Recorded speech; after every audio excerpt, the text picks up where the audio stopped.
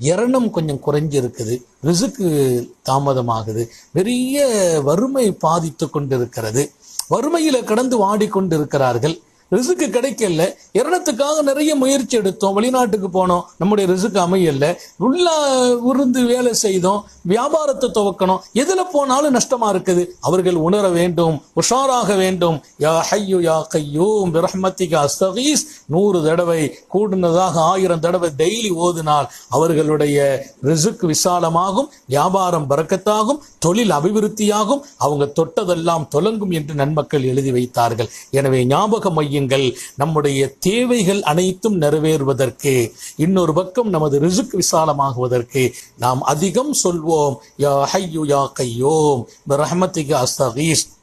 அல்லாஹ் நிச்சயம் நிறைவேற்றி தருவான். அண்ணல் எம் பெருமான் தன் அருமை மகள் என் ஈரக்குலை துண்டு என்றார்களே ஃபாத்திமா, அவர்களுக்கு சொல்லிக் கொடுத்த துஆ, காலையும் மாலையும் இதை ஓத விட்டு விடாதீர்கள் என்றார்கள்.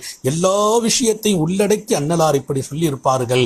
அல்லாஹு ரப்புல் ஆலமீன் அற்புதமான இந்த திக்ரை, இந்த துஆவை நாமும் செய்து நமது எல்லா தேவைகளையும் அவன் நிறைவேற்றி தருவானாக, சங்கடமில்லாத வாழ்வை தருவானாக, நாம் எந்த நெருக்கடியில் இருப்போமோ அதை தீர்த்து வைப்பானாக, நமது ஹலாலான நாட்டங்கள் அத்தனையும் நிறைவேற்றி தருவானாக.